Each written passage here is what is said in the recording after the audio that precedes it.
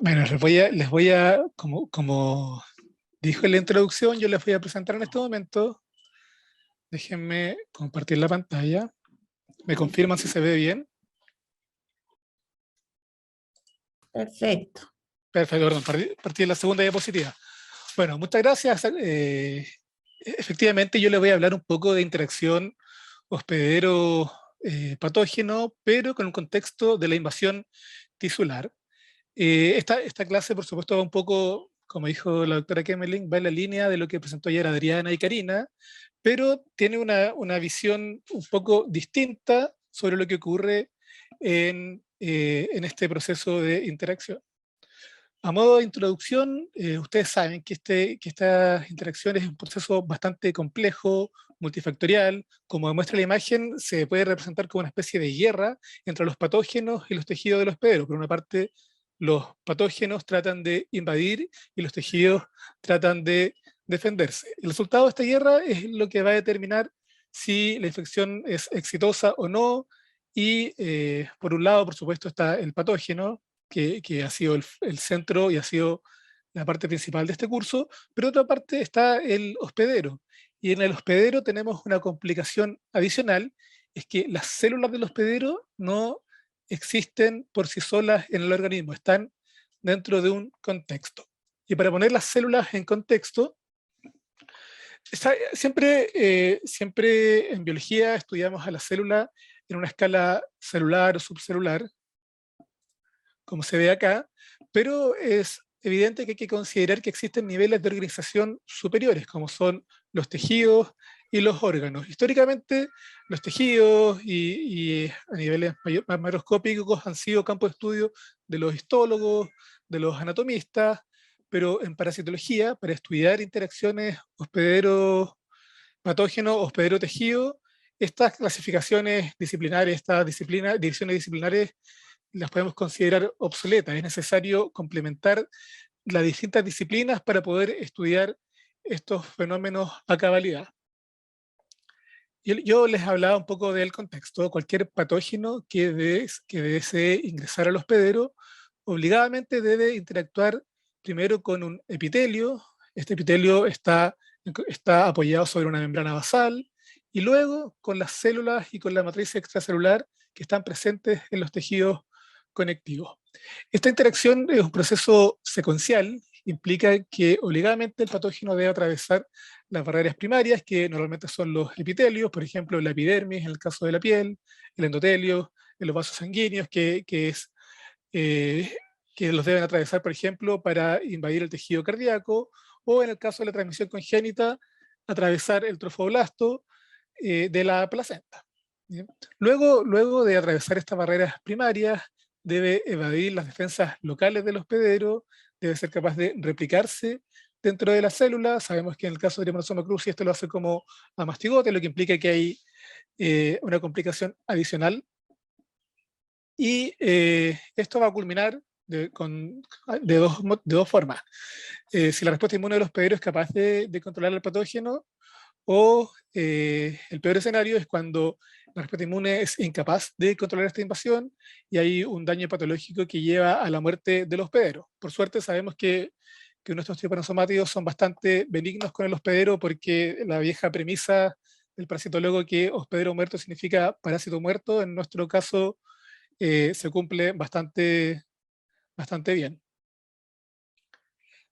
Volviendo un poco a la parte de invasión de tejido, acá hay dos ejemplos de una interacción exitosa del parásito con los tejidos del hospedero. Arriba, la cardiopatía chagásica, y abajo, la transmisión congénita de Trypanosoma cruzi. En esta clase nos vamos a centrar en la enfermedad de Chagas por varios motivos. Primero, es que es el área de desarrollo en la cual yo me siento capacitado para entregarles información.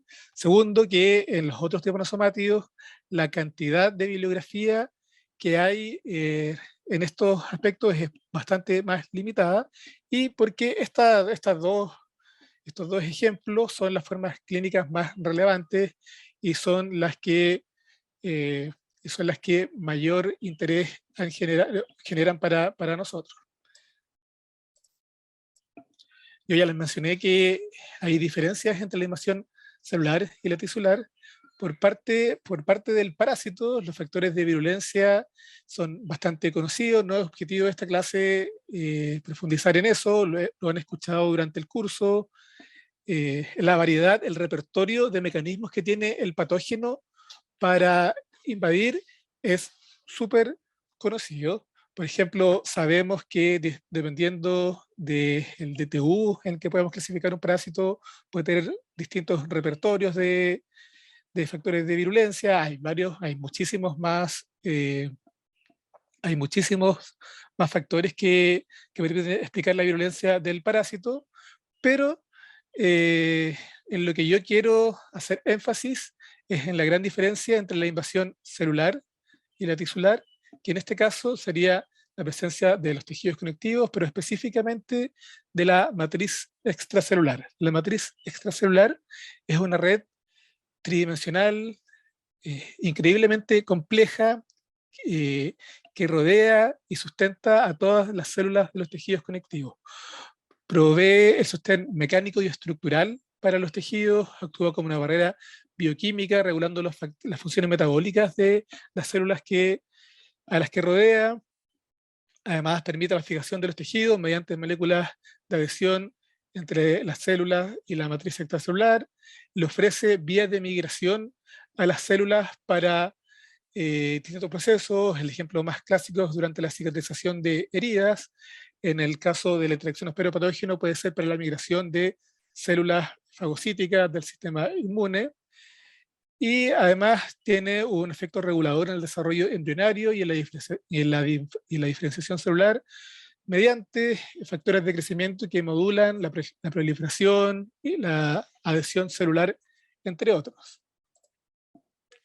Como yo les mencionaba, esta MEC es súper compleja. Por una parte tenemos una matriz figurada rica en fibras, y por otra parte tenemos una matriz no figurada o sustancia fundamental. Esta matriz extracelular, probablemente me voy a quedar corto de tiempo y de... O sea, con la hora que tengo que presentar, probablemente no sería capaz de transmitirles la complejidad de la estructura y el funcionamiento de esta matriz extracelular. Además tiene algunas dificultades adicionales que les voy a mencionar más adelante, que hacen que su estudio sea bastante difícil y bastante complejo. Pero volviendo al contexto de lo que nos trae acá, ¿cuál es el rol de la matriz extracelular en la interacción hospedero-parásito? Un ejemplo tradicional es la patogénesis de la cardiopatía chagásica. Sabemos que la causa precisa de la cardiopatía chagásica está constantemente en discusión. Se acepta que se desarrolla como consecuencia de una inflamación de baja intensidad sostenida en el tiempo, a la cual probablemente contribuye la persistencia del parásito. Lo importante es que existen procesos degenerativos, inflamatorios, destructivos, que llevan a la remodelación de la arquitectura cardíaca, y esta remodelación es la que luego de un tiempo va a llevar a la falla cardíaca y a las consecuencias clínicas que trae esta falla. Una de las características cruciales de esta patología de la cardiopatía chagásica crónica es la fibrosis. Esta fibrosis, acompañada de infiltración de células mononucleares, de degeneración de las miofibrillas, entre muchos otros, son los cambios patológicos tradicionales que podemos encontrar en ya sea modelos murinos o en modelos humanos de cardiopatía chagásica crónica. Esta fibrosis que yo les mencionaba, que la entendemos como una acumulación de las fibras colágenas, y las fibras colágenas, como les mencioné, es uno de los componentes de la matriz celular, tiene un patrón característico que es alrededor de las fibras miocárdicas individuales. Esta fibrosis es causada ocurre en respuesta al daño causado por el parásito. Inicialmente, como una respuesta al daño, inicialmente mejora la función cardíaca, pero con el tiempo puede implicar un detrimento en la función cardíaca. Además, se observa un incremento en la proliferación de fibroblastos. Esto aumenta la acumulación de componentes de la matriz extracelular, especialmente de las fibras colágenas, y, este cambio en la organización estructural del tejido va a tener consecuencias sobre la función. Por ejemplo, incrementa la rigidez mecánica, interrumpe la conectividad entre los cardiomiocitos. Cuando ocurre en forma perivascular, como acá, interfiere con la oxigenación. Eso exacerba la isquemia, que es una de las características fisiopatológicas de esta patología. Y la gran heterogeneidad de estos cambios implican que el desarrollo de este cuadro, además de ser progresivo, es poco previsible desde el punto de vista clínico. Esta fibrosis, además, tiene la complejidad de que es mediada por citoquinas, por quimioquinas, por factores del crecimiento, que van a actuar regulando la proliferación celular, la migración, eh, y, por supuesto, la producción y la degradación de la matriz extracelular. La producción, la mantención y la degradación de la matriz extracelular es un proceso dinámico. Normalmente la matriz extracelular está en un proceso de homostático, de recambio, pero en este ejemplo, por ejemplo, o sea, en este ejemplo que les acabo de nombrar, hay una alteración que lleva a que esta remodelación se transforme en un proceso patológico, y esta patología es la que va a causar las consecuencias clínicas. Yo les mencionaba que la regulación de este proceso fibrótico ocurre por citoquinas, quimioquinas, TGF-beta, es una de las citoquinas que un mayor impacto tienen sobre estos cambios patológicos, junto con interleuquina 1-beta, TNF-alfa, van a ser capaces de inducir, por ejemplo, apoptosis de los cardiomiocitos y, importantemente, activación de las metaloproteinasas de la matriz. Las metaloproteinasas de la matriz son elementos clave en la remodelación de la matriz extracelular. Más adelante en la clase voy a volver al tema, solamente les puedo decir que, por ejemplo, está descrito de que los niveles séricos de metaloproteinasa 9 se han asociado con la morbilidad de la cardiopatía chagásica crónica.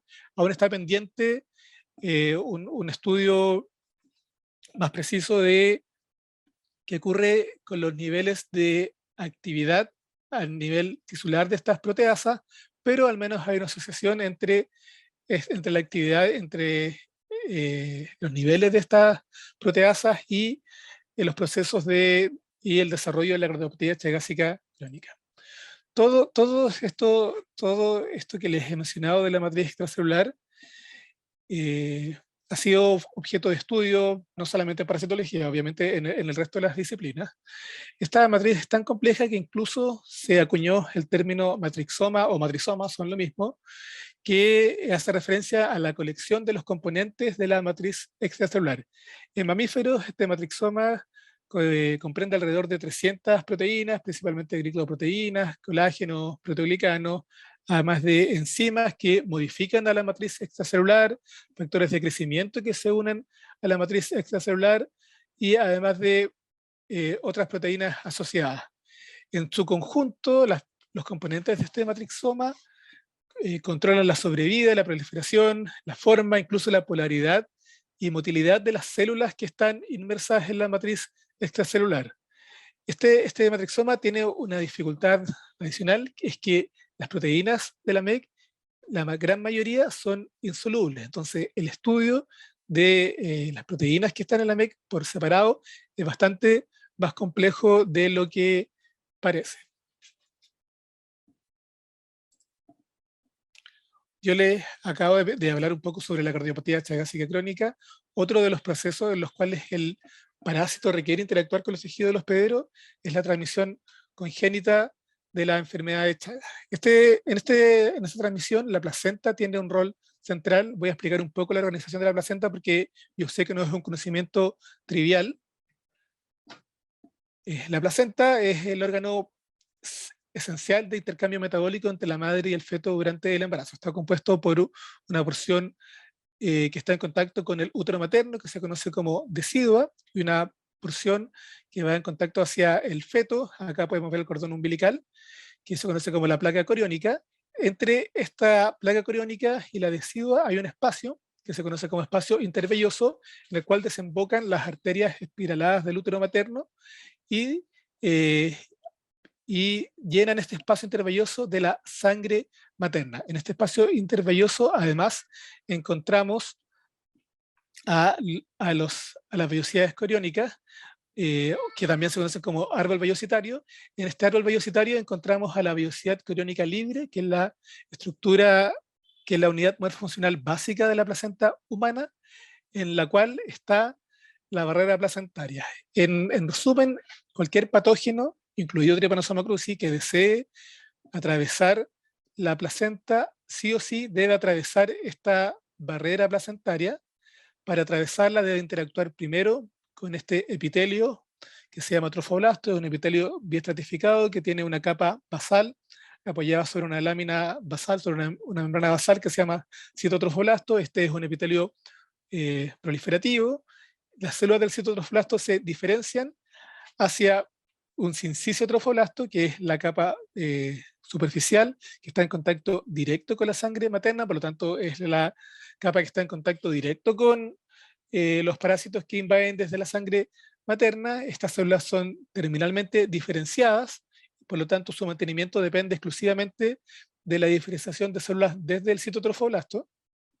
Ya les mencioné que hay una membrana basal, luego hay una abundante matriz extracelular, perdón, hay un abundante tejido conectivo fetal, donde obviamente tenemos una matriz extracelular, tenemos células, solamente tenemos macrófagos y fibroblastos. Desde el punto de vista histológico es un tejido conectivo relativamente sencillo. Lo importante es que en ese tejido conectivo encontramos a los capilares fetales con su respectivo endotelio y membrana basal, y dentro de los capilares tenemos a la circulación fetal. Entonces, como ya les mencioné, los patógenos deben pasar desde la sangre materna hasta la sangre fetal, atravesando esta barrera placentaria. Aquí hay una foto real de cómo es la organización de esta barrera placentaria. Estas son las vellosidades crónicas libres que están esquematizadas acá. Lo que está en blanco es el espacio intervelloso. De hecho, se ven esos puntitos rojos que son los eritrocitos de la sangre materna. Y luego tenemos el trofoblasto, tenemos nuestro tejido conectivo fetal, y en el centro podemos identificar a los capilares fetales.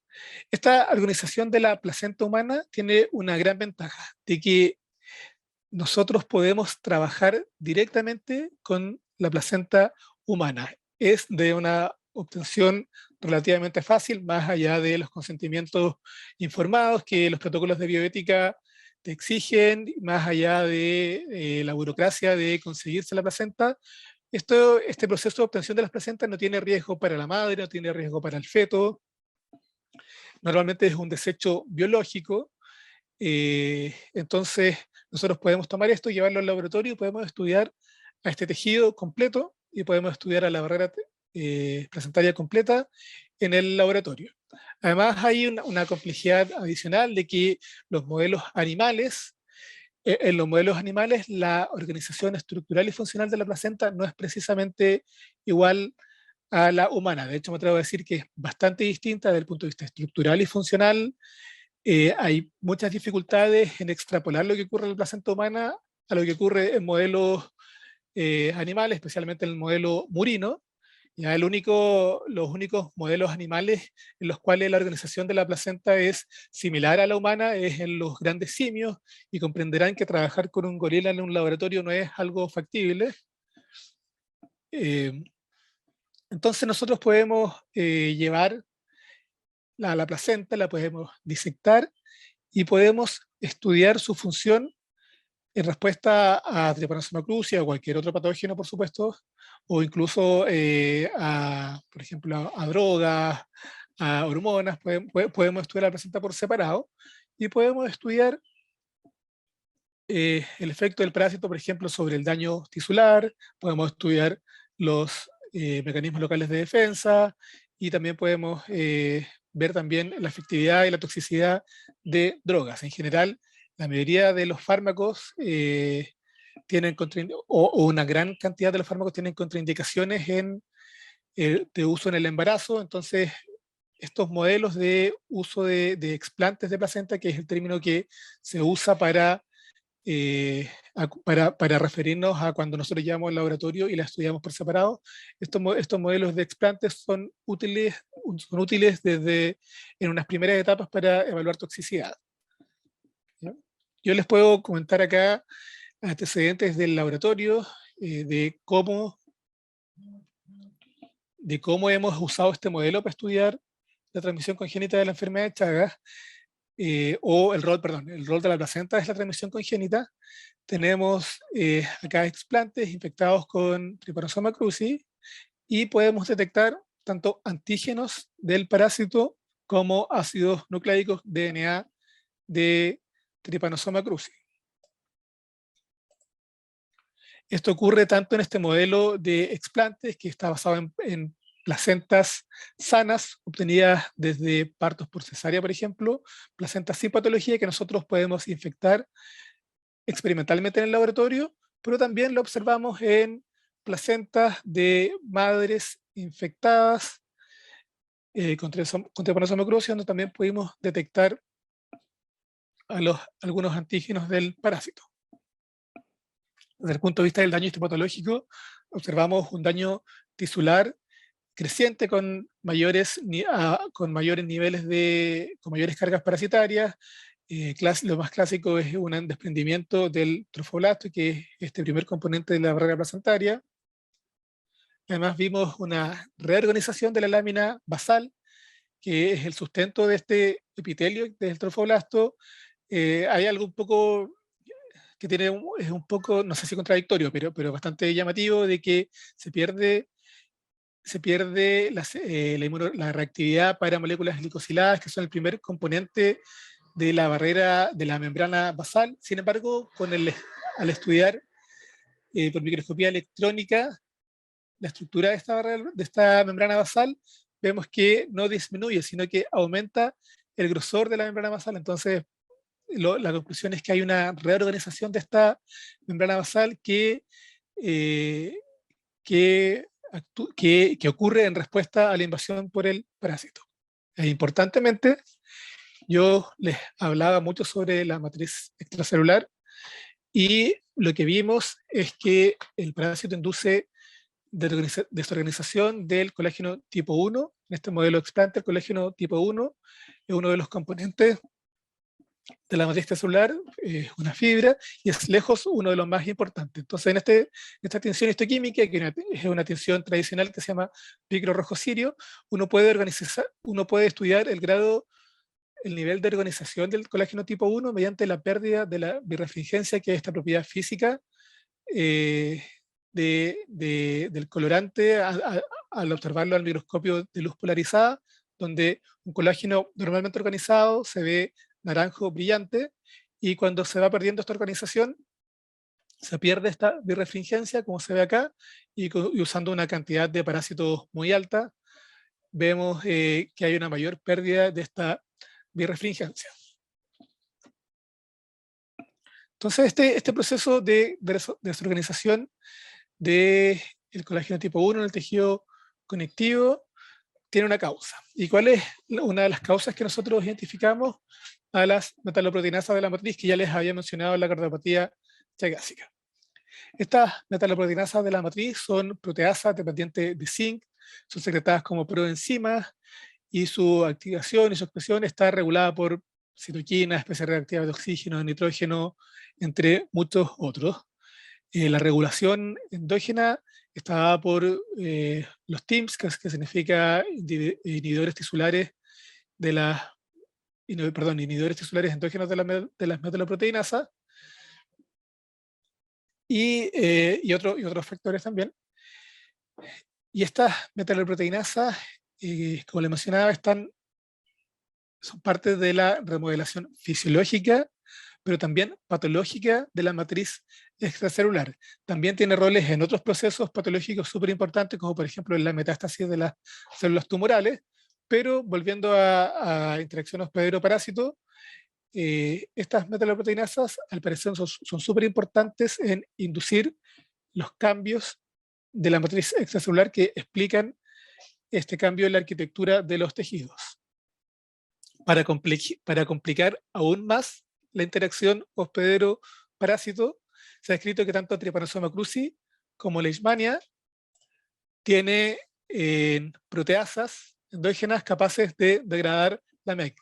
Por ejemplo, uno de los ejemplos es que Trypanosoma cruzi posee una metaloproteinasa 9-like, la cual también debe tener un rol en este proceso de invasión de los tejidos.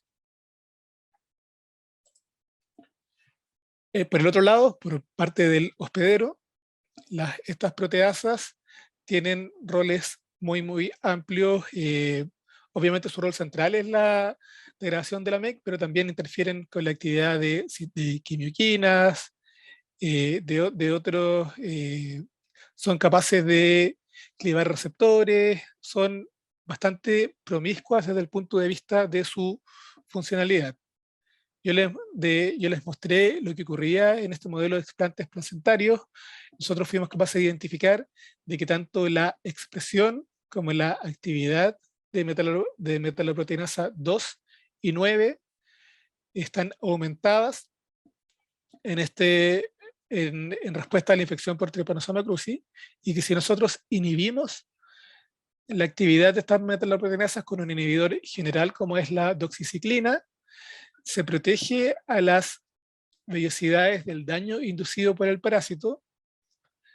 Además, baja la carga parasitaria medida por PCR, y esto nos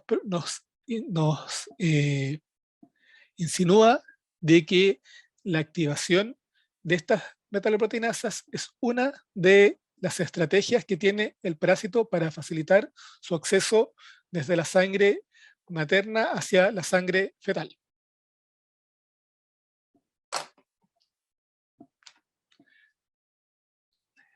Ahora yo les conté un poco una etapa bien inicial de estudio de este modelo de interacción hospedero-parásito, pero en algún momento le dimos un giro a la investigación por el siguiente motivo.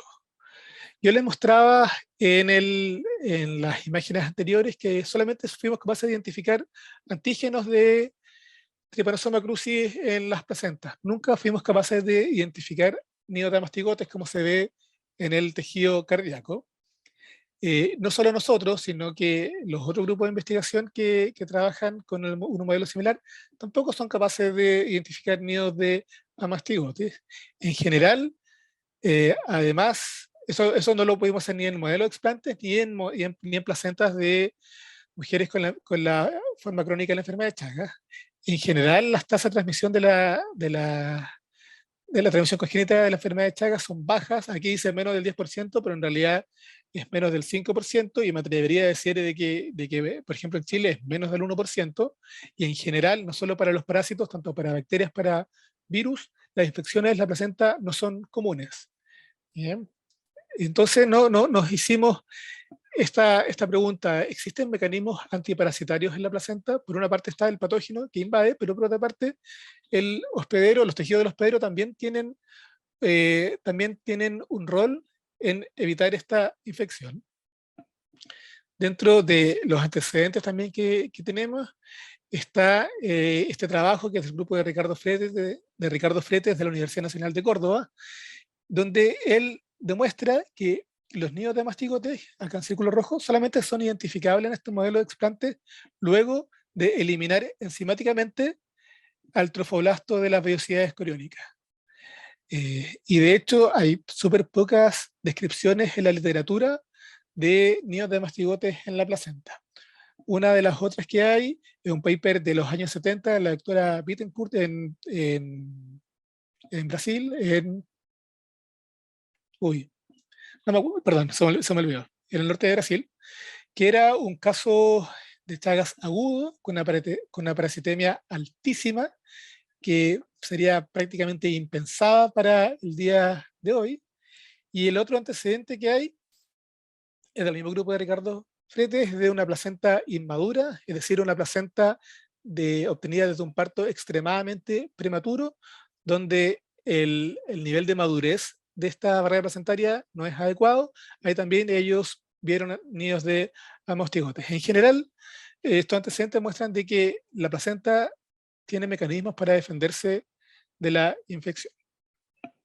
Para hacer una especie para estudiar un poco lo que ocurre a nivel general en este modelo de explantes, generamos esta colaboración con los grupos de Carlos Rovelos y Alejandro Schickman, en los cuales estudiamos qué ocurre con la expresión genética en este modelo de explantes parasitarios.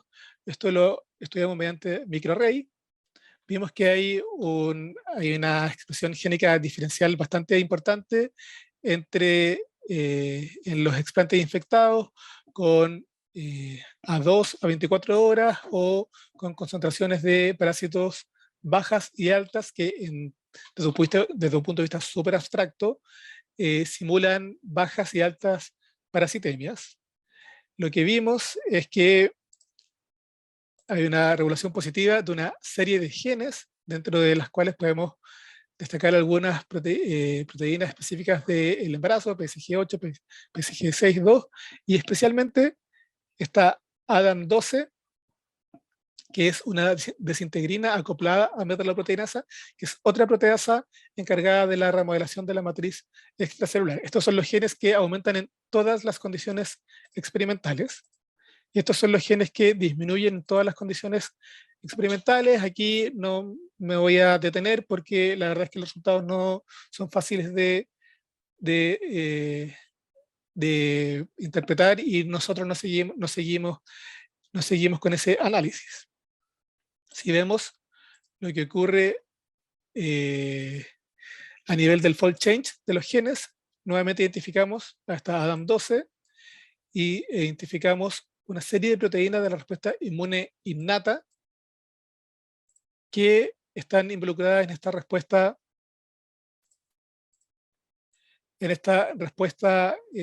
al parásito. Y a lo mismo, nuevamente, otras metaloproteinasas que nosotros no habíamos estudiado anteriormente, al igual que algunas quimioquinas. Y cuando hicimos el análisis de los procesos biológicos que sufren cambios en este modelo de infección, encontramos varios resultados interesantes. Por una parte encontramos algo que era esperable, procesos del desarrollo, la morfogénesis. Recuerden que la placenta es el órgano central del desarrollo embrionario, entonces tiene un rol activo en el desarrollo del feto. Pero lo más importante y es donde nos centramos es en genes de la respuesta inmune que se encuentran regulados positivamente. Esto nos permitió hacer el link con una idea, con un concepto que se generó en el laboratorio, que en realidad no es una idea propia, es un proceso que se conoce desde hace décadas en otros epitelios, en otros tejidos, que el recambio del epitelio, el recambio del trofoblasto, como un tipo de recambio epitelial, es parte de la respuesta inmune de la placenta en la infección contra el parásito. Acá la hipótesis general, que algo les habló Jesús Guerrero en la sesión del martes, es que el recambio del trofoblasto ocurre en respuesta a la invasión de los patógenos. ¿Por qué? Porque los epitelios son capaces de aumentar su recambio en respuesta a condiciones agresoras. Esto no es exclusivo del trofoblasto, también ocurre, por ejemplo, en la epidermis, que ahí tenemos una constante descamación de las células y de las células de la epidermis. También ocurre en el epitelio de la mucosa gástrica, donde una vez cada 24 horas recambiamos millones y millones de células. Entonces, nosotros propusimos que en la placenta ocurre algo similar. Entonces, yo le hablaba de que este proceso del recambio del trofoblasto es súper importante, es un proceso que implica la proliferación de células del citotrofoblasto, la diferenciación a células del sinciciotrofoblasto. Este proceso de diferenciación en la placenta implica fusión celular. Entonces nosotros hablamos indistintamente de diferenciación y de fusión en el caso o de sensilización en el caso del trofoblasto. En otros tejidos, en otros órganos, estos no son sinónimos, pero en la placenta sí. Y este proceso de recambio culmina con muerte celular tipo apoptosis, en donde las células se eliminan hacia la sangre materna mediante nodos apoptóticos. Nosotros tenemos evidencia publicada de que aumenta la proliferación celular, aumenta la diferenciación y aumenta la muerte celular tipo apoptosis. ¿Ya? Y esto lo interesante es que solamente ocurre ante bajas cantidades de parásitos, que en el fondo se equivaldría a parasitemia relativamente bajas. Si nosotros usamos una cantidad de trigomastigotes alta, como 1.000.000 de trigomastigotes por explante, este proceso de recambio no ocurre, porque está en el nivel de destrucción tisular que las células o sea, que los componentes de la placenta son incapaces de responder. ¿Ya? Y también es importante que ante otro patógeno, que es Toxoplasma gondii, que es otro protozoo, que tiene una afinidad por la placenta un poco mayor y tiene una capacidad de invasión mayor, este proceso tampoco ocurre. Entonces, la primera etapa de este proceso de recambio es la proliferación. Acá no me voy a detener tanto porque la mayoría de las cosas que tenemos es una línea celular y la idea de esta clase es hablar de tejidos, pero sí dentro de los antecedentes que nos llevaron a plantear esta hipótesis de el recambio del trofoblasto está que hay una modulación de vías de transducción de señales relacionadas con proliferación. En este modelo de explantes vemos que con bajas cantidades de parásitos aumenta Fosfoeric, pero esto no ocurre cuando usamos 1.000.000 de trigomastigotes. Más adelante en el tiempo estudiamos algunos marcadores de proliferación celular en la placenta, incorporación de bromohexuridina, PSNA, que son marcadores clásicos de proliferación, y vimos que en este modelo de explante efectivamente aumentan estos marcadores. Yo les mencioné que la mayoría de esto lo hicimos en una línea celular, es una línea celular que se llama BIWO, que es una línea celular de coriocarcinoma, que en el fondo es trofoblasto aislado que podemos cultivar, y ahí tenemos la mayor cantidad de publicaciones en proliferación celular, pero no lo voy a mostrar. Si alguien quiere saber más, les puedo hacer llegar la bibliografía. Y además que el estudio de la proliferación celular tiene complejidades adicionales, como han mencionado algunos de los expositores. Ustedes saben que la sincronización es un proceso bien complejo, tanto en células, sobre todo en los hepiomastigotes es súper complejo, en las células mamíferas también es muy complejo, y eso es una dificultad adicional. Y en este modelo de explantes, por supuesto que es imposible sincronizar a las células porque técnicamente no es posible. En lo que sí me voy a detener es en el efecto de Trypanosoma cruzi sobre la diferenciación del trofoblasto. La diferenciación es el segundo proceso de este recambio del trofoblasto. Es fundamental para la mantención de la integridad estructural y funcional de la placenta. Lo primero que vimos es que el parásito induce la secreción de HCG tanto en explantes como en esta línea celular de placenta. La HCG, la gonadotrofina crónica humana, es la hormona del embarazo por excelencia, secretada por el sinciciotropoblasto. Es la misma hormona que detectan los kits de embarazo. Cuando ustedes hacen un kit de embarazo, están detectando HCG. En este caso vemos que también, porque solamente bajo 2 cantidades de parásitos, 100.000 trigomastigotes por explante, son capaces de inducir su secreción. Ya, también son capaces de inducir su su expresión, tanto en explantes como en la línea celular. Además, otros marcadores, otras proteínas fusogénicas como la sincirina, aumentan en los explantes infectados, tanto en los explantes como en las células. Y además lo comprobamos, esto se lo voy a mostrar, es en células, pero se lo voy a mostrar porque es una metodología muy linda, que es un ensayo de fusión por 2 colores, en los cuales con un cell tracker de un color teñimos la mitad de una población celular, con un cell tracker de otro color teñimos la otra mitad, una cantidad equivalente de células, por ejemplo 50.000 células con un color y 50.000 células con otro color, la llevamos a un pocillo de cultivo y va a haber un proceso y en aquellas células donde hay un proceso de fusión, vamos a ser capaces de detectar mediante fluorescencia que se forma un nuevo color. ¿Por qué? Porque ahí se mezclan ambos colorantes. Es una de las metodologías que hay para estudiar diferenciación celular. Entonces lo que vimos es que en las células vivo, este índice de fusión aumenta en forma considerable al infectar con trigomastigotes de Trypanosoma cruzi. Y el último proceso, la última etapa de este proceso de recambio del trofoblasto es la apoptosis de las células del trofoblasto. Aquí tenemos antecedentes de que por análisis de microscopía electrónica se ve aumento de marcadores de apoptosis. Vemos que hay un aumento del clivaje de caspasa 3 como caspasa efectora de la apoptosis, hay fragmentación del DNA analizado por la metodología de túnel, y además hay un aumento de la actividad de caspasa 3 mediante un kit comercial.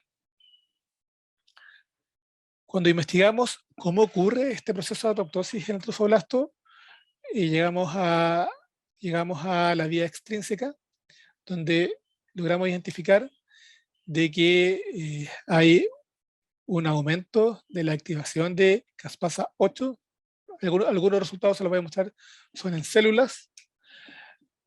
La inhibición de caspasa 8 con un inhibidor farmacológico aumenta la infección.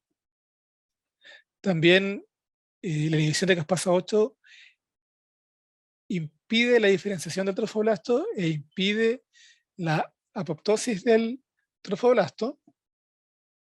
Todos estos resultados también están en el modelo de explante. Lamentablemente no está publicado porque bueno, el estudiante que hizo el doctorado en esa parte se fue del laboratorio y quedó la publicación en el cajón, así que esperamos pronto avanzar con eso.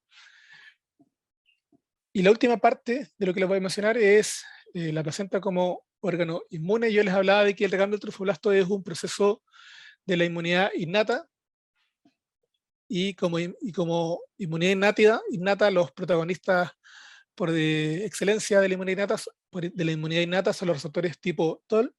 Ya sabemos actualmente que la placenta expresa todos los TLR descritos en el humano. Antiguamente, hace 20, 30 años, había un concepto de que la placenta o que el embarazo era un estado de inmunosupresión y de que la placenta era una especie de filtro, de colador inerte, donde podían o no podían pasar distintos elementos. Obviamente pasaban oxígeno, nutrientes, y no podían pasar los patógenos, o pasaban muy pocos patógenos, en realidad eso es lo correcto, pero no tenía un rol activo. La visión actual, la visión moderna y súper fundamentada y súper bien respaldada, es que la placenta es un órgano inmunológicamente súper activo, súper importante de la respuesta inmune ante patógenos de origen materno. Sin la placenta, las tasas de transmisión de cualquier patógeno serían altísimas y no lo son. Entonces ante la infección por Trypanosoma cruzi, lo primero que describimos es de que incrementa la expresión de TLR2, 4 y 9. Ahora sabemos de que también TLR7 y 8 podrían estar activados. En ese momento los papers estaban recién saliendo y no lo abordamos. Tal vez en un futuro podamos retomar este tema. Además sabemos que Trypanosoma cruzi induce una secreción diferencial de citoquinas, principalmente induce TNF-alfa, interleuquina 8, interleuquina 6, e importantemente induce interleuquina 10, que es una citoquina inmunomoduladora. Esto es súper importante. Por ejemplo, Toxoplasma gondii, que tiene un comportamiento totalmente opuesto al de Trypanosoma cruzi, induce también TNF-alfa, pero en unas cantidades así, estoy hablando de 500 veces respecto al control sin infectar, pero no induce interleuquina 10. ¿Por qué? Porque la placenta ante ese patógeno no es capaz de responder modulando este proceso inflamatorio y no es capaz de modular esta respuesta inmune exacerbada. Y cuando quisimos estudiar qué ocurre, o sea, cuál es el efecto de la inhibición de, de estos TLR, vimos que si nosotros inhibimos mediante un anticuerpo neutralizante la activación de TLR2, podemos aumentar la carga parasitaria de cuantificada por DNA. También podemos aumentar el daño histopatológico. Aquí hay una velocidad de control sin infectar, una infectada con Trypanosoma cruzi. Las flechas negras denotan desprendimiento del trofoblasto, que es una de las características clásicas de este modelo de infección. Pero si nosotros inhibimos a TLR2, el daño histopatológico es tremendamente superior. Fíjense que el trofoblasto, que aquí aún lo podemos identificar, en algunas zonas de estas vellosidades prácticamente desaparecen. A nivel de la matriz extracelular, el daño y la desorganización es muy, muy fuerte. Y además, si nosotros inhibimos a TLR2, se previene esta secreción de interleuquina 6 e interleuquina 10, por lo tanto, abolimos este efecto inmunomodulador de algunas citoquinas. Y lo más importante es que impide el recambio del trofoblasto. Aquí analizamos un marcador de proliferación, un marcador de diferenciación y uno de apoptosis, y vemos que en el modelo de explantes, en inhibición de TLR2, evita o impide que ocurra este proceso de recambio, tanto a nivel de proliferación, de diferenciación, y en apoptosis también hay un proceso, también hay un efecto de la inhibición sobre la actividad de caspasa 3. Esta es la última diapositiva. Creo que me aceleré un poco para cumplir con el tiempo, pero lo logré, quedan 6 minutos. En esta diapositiva no es mucho lo que voy a profundizar, porque simplemente es qué es lo que está pendiente o qué es lo que podemos hacer aún para estudiar los tejidos en respuesta a la infección por estos parásitos, de un análisis global grande sobre los cambios del matrixoma en la patogénesis de la enfermedad de Chagas. Está pendiente. No, hay análisis de elementos individuales por distintos investigadores, pero un gran análisis no está publicado. Continuar con los estudios de tropismo. Yo sé que Alejandro Checkman tiene varias cosas en eso, tenemos colaboraciones con él, abordando este proceso, pero hacer un análisis mayor o más amplio sobre los tropismos es algo que es súper importante y que aún me parece que está pendiente. ¿Cuál es el efecto de la interacción qué ocurre en la interacción de los componentes individuales de la matriz extracelular con los parásitos? ¿Qué análisis podemos hacer sobre eso? ¿Hay alguna correlación funcional entre los cambios de la matriz extracelular y la cardiopatía chagásica crónica o la transmisión congénita de la enfermedad de Chagas, o cualquier otro? Si tienen ideas, son bienvenidos a trabajar en el tema. Y eso es todo lo que les tengo que contar por ahora. Bueno, muchas gracias, Cristian. Bueno, de hecho, uno contesta una pregunta y se te abren miles otras, ¿no? Así que hay muchísimo por hacer en Sí, cualquiera de los temas que hemos haciendo, visto. claro, viendo la clase recordaba que hemos ido tan rápido por esto que hay muchas cosas que nos quedaron en el camino y que en algún momento tendremos que retomar. Exactamente. Lisa, tienes levantada la mano. Sí, súper interesante la presentación. Estaba totalmente atenta. Yo tengo una pregunta con lo que mencionaste del recambio de trofoblastos y la concentración de los parásitos. De cierta manera, eso estaría afectando que, digamos, en madres que estén en fase crónica de la enfermedad, no se dé justamente la transmisión congénita, ¿cierto? Y, digamos, Es, asociado en agudos sería mucho más frecuente, es, o en brotes orales, que es altísima la parasitemia. Exactamente, básicamente usar estas concentraciones bajas o altas hacen referencia a lo que ocurre con las parasitemias en las pacientes. Entonces nosotros actualmente trabajamos solamente con parasitemias, o sea, con cantidad de parásitos bajas para tratar de emular lo que ocurre en esas pacientes. Además que si usamos cantidades altas de parásitos, los procesos de defensa local de la placenta se abolen totalmente, la placenta no es capaz de responder ante el martillazo que es ponerle 1 millón o 10 millones de tribomastigotes. Muchas gracias.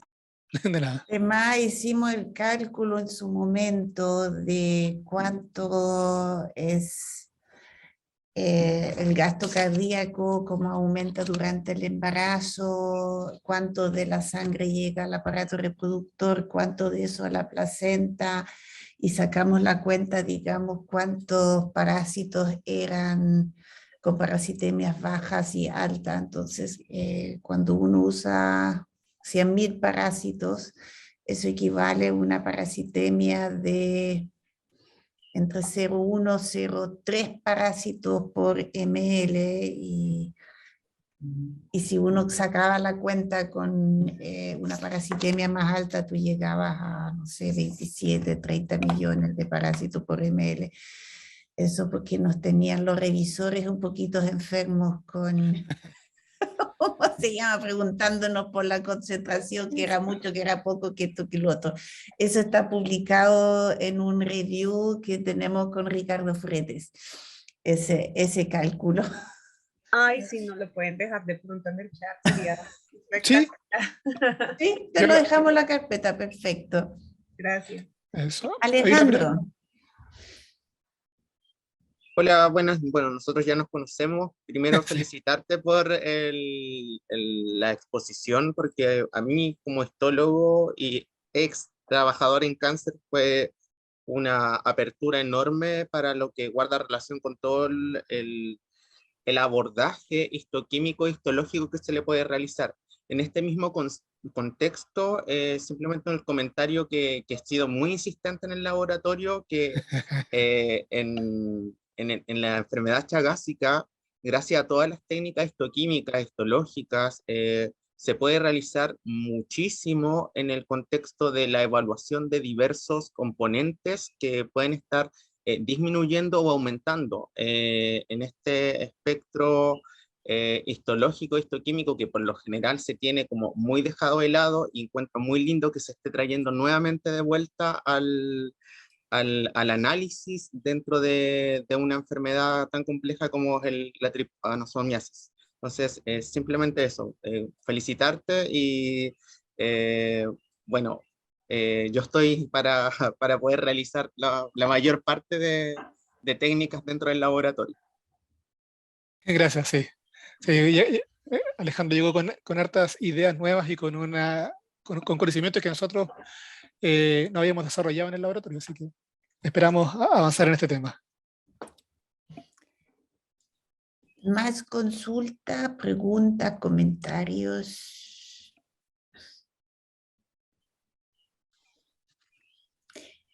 Bueno, si no, estamos justo en el tiempo para el descanso, así que volvemos un cuarto para las 11, hora Chile, con una linda clase sobre metabolismo en tripanosomático que va a estar a cargo del doctor Wilfredo Quiñones.